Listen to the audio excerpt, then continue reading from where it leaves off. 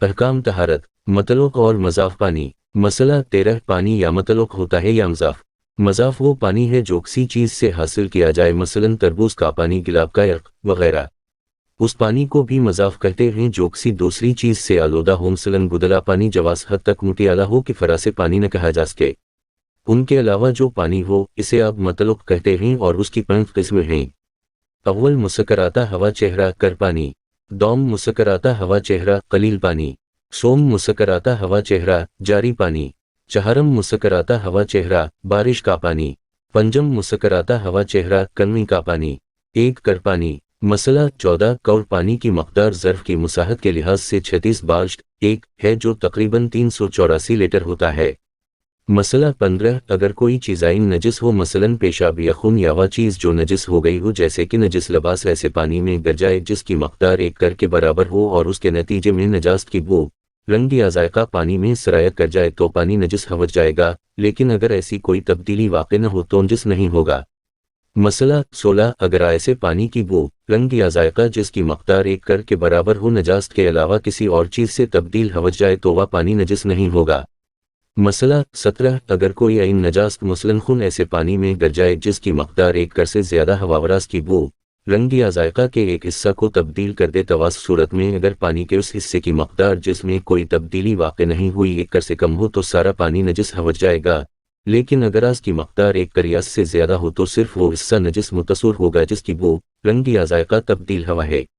مسئلہ 18 اگر فوارے کا پانی ایسے دوسرے پانی سے متصل ہو جس کی مقدار 1 کر کے برابر ہو تو فوارے کا پانی نجس پانی کو پاک کر دیتا ہے، لیکن اگر نجس پانی پر فوارے کے پانی کا ایک قطرہ گرے تو اسے پاک نہیں کرتا۔ البتہ اگر فوارے کے سامنے کوئی چیز رکھ دی جائے جس کے نتیجے میں اس کا پانی قطرہ قطرہ ہونے سے پہلے نجس پانی سے متصل ہو جائے تو نجس پانی کو پاک کر دیتا ہے، اور ضروری ہے کہ فوارے کا پانی نجس پانی سے مخلوط ہو جائے۔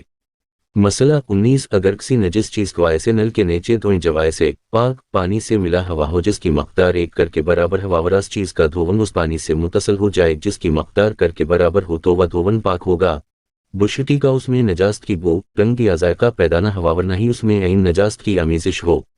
مسئلہ 20 اگر کر پانی کا کچھ حصہ جم کر برف بن جائے اور کچھ حصہ پانی کی شکل میں باقی بچے جس کی مقدار 1 کر سے کم ہو تو جیسے ہی کوئی نجاست اس پانی کو چھوئے گی وہ نجس ہو جائے گا اور برف پگھلنے پر جو پانی بنے گا وہ بھی نجس ہوگا۔ مسئلہ 21 اگر پانی کی مقدار 1 کر کے برابر ہوا اور بعد میں شک ہوا کا یا بھی کر کے برابر ہے یعنی تواز کی حیثیت 1 کر پانی ہی کی ہوگی، یعنی وہ نجاست کو بھی پاک کرے گا اور نجاست کے ملنے سے نجس بھی نہیں ہوگا۔ اس کے برعکس جو پانی 1 کر سے کم تھا اگر اس کے متعلق شک ہوا کا اب اس کی مقدار 1 کر کے برابر ہو گئی ہے یا نہیں تو اسے 1 کر سے کم ہی سمجھا جائے گا۔ مسئلہ 22 پانی کا 1 کر کے برابر ہونا 2 طریقوں سے ثابت ہو سکتا ہے۔ اول مسکراتا ہوا چہرہ، انسان کو خدا اس بارے میں یقین یا اطمینان ہو۔ دوم مسکراتا ہوا چہرہ، 2 عادل مرداس بارے میں خبر دیں، لیکن اگر ایک عادل یا قابل اعتماد شخص یا جس کے اختیار میں کور پانی ہے اس پانی کے کور ہونے کی خبر دے اور اطمینان پیدا نہ ہو تو اس کا معتبر ہونا محل اشکال ہے۔ 2 قلیل پانی۔ مسئلہ 23 ایسے پانی کو قلیل کہتے ہیں جو زمین سے نہ ابلے اور جس کی مقدار 1 کر سے کم ہو۔ مسئلہ 24 جب قلیل پانی کسی نجس چیز پر گرے یا کوئی نجس چیز اس پر گرے تو پانی نجس ہو جائے گا، البتہ اگر پانی نجس چیز پر اوپر سے گرے تو اس کا جتنا حصہ اس نجس چیز سے ملے گا نجس ہو جائے گا، لیکن باقی پاک ہوگا۔ مسئلہ 25 جب قلیل پانی کسی چیز پر ان نجاست دور کرنے کے لیے ڈالا جائے اور نجاست سے جدا ہو جائے اگر ان چیزوں پر گر رہا ہے جو ایک بار دھونے سے پاک نہیں ہوتے تو نجس ہے، اور اسی طرح وہ قلیل پانی جو ان نجاست کے الگ ہو جانے کے بعد جس چیز کو پاک کرنے کے لیے اس پر ڈالا جائے اس سے جدا ہو جانے کے بعد بنا براہ احتیاط لازم نجس ہے۔ مسئلہ 26 جس قلیل پانی سے پیشاب یا پاخانے کے مخارج دھوئے جائیں وہ اگر کسی چیز کو لگ جائے تو 5 شرائط کے ساتھ اسے نجس نہیں کرے گا۔ اول مسکراتا ہوا چہرہ، پانی میں نجاست کی بو، رنگ یا ذائقہ پیدا نہ ہوا ہو۔ دوم مسکراتا ہوا چہرہ، باہر سے کوئی نجاست اس سے نہ ملی ہو۔ سوم مسکراتا ہوا چہرہ، کوئی اور نجاست مثلاً خون پیشاب یا پاخانے کے ساتھ خارج نہ ہوئی ہو۔ چہارم مسکراتا ہوا چہرہ، پاخانے کے ذرے پانی میں دکھائی نہ دیں۔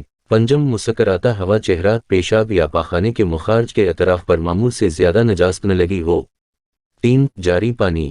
جاری پانی اس پانی کو کہا جاتا ہے جو 1 فطری طور پر زمین سے ابلے، 2 بہتا ہو خواہ کسی بھی ذریعہ سے جاری کیا جائے، 3. عام طور سے بہتا ہو اور ضروری نہیں ہے کہ فطری طور پر زمین سے نکلے، لہذا اگر فطری طور سے اس سے جدا ہو، جسے اوپر سے قطرہ قطرہ گر کر زمین پر بہے، جاری پانی شمار ہوگا۔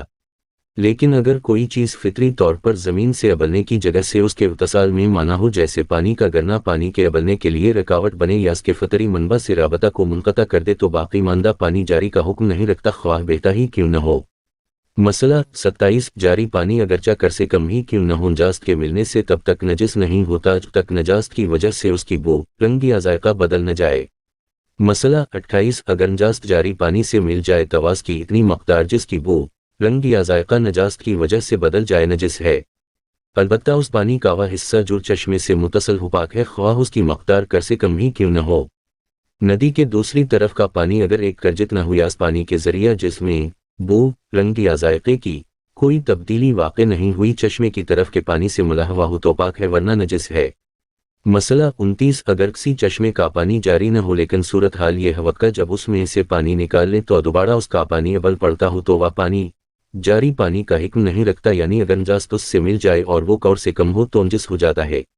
مسئلہ 30. ندی یا نہر کے کنارے کا پانی جو ٹھہرا ہوا و جاری پانی سے متصل ہو، جاری پانی کا حکم نہیں رکھتا۔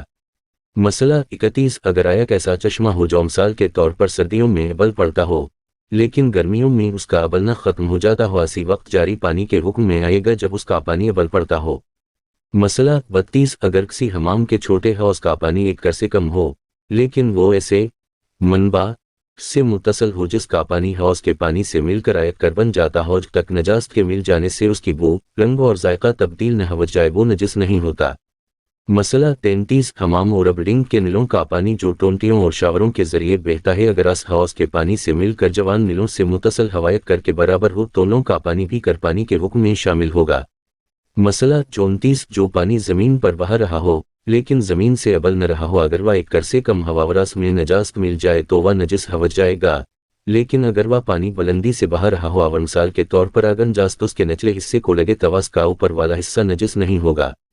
4. بارش کا پانی۔ مسئلہ 35. جو چیز جس ہواورین نجاست اس میں نہ حواس پر جہاں جہاں ایک بار بارش ہو جائے پاک ہو جاتی ہے، لیکن اگر بدن و لباس پیشاب سے نجس ہو جائے تو بنابر احتیاط واجب ان پر دوبار بارش ہونا ضروری ہے، مگر قالین و لباس وغیرہ کا نچوڑنا ضروری نہیں ہے۔ لیکن ہلکی سی بوندا باندی کافی نہیں بلکہ اتنی بارش لازمی ہے کہ لوگ کہیں کہ بارش ہو رہی ہے۔ مسئلہ 36. اگر بارش کا پانی عین نجس پر برسے اور پھر دوسری جگہ چھینٹے پڑے لیکن عین نجاست اس میں شامل نہ ہوا، نجاست کی بو، رنگ یا ذائقہ بھی اس میں پیدا نہ ہوا ہو تو وہ پانی پاک ہے۔ بس اگر بارش کا پانی خون پر برسے اور چھینٹے پڑے اور رنگ میں خون کے ذرات شامل ہوں یا خون کی بو، رنگ یا ذائقہ پیدا ہو گیا ہو تو وہ پانی نجس ہوگا۔ مسئلہ 37. اگر مکان کے اندرونی یا اوپری چھت پر این نجاست موجود ہو تو بارش کے دوران جو پانی نجاست کو چھو کر اندرونی چھت سے ٹپ کے پاپر نالے سے گرے وہ پاک ہے، لیکن جب بارش تھم جائے اور یہ بات معلوم ہو جائے کہ اب جو پانی گر رہا ہے وہ کسی نجاست کو چھو کر آ رہا ہے تو وہ پانی نجس ہوگا۔ مسئلہ 38. جس نجس زمین پر بارش ہو جائے وہ پاک ہو جاتی ہے، اور اگر بارش کا پانی زمین پر بہنے لگے اور اندرونی چھت کے اس مقام پر جا پہنچے جو نجس ہے تو وہ جگہ بھی پاک ہو جائے گی۔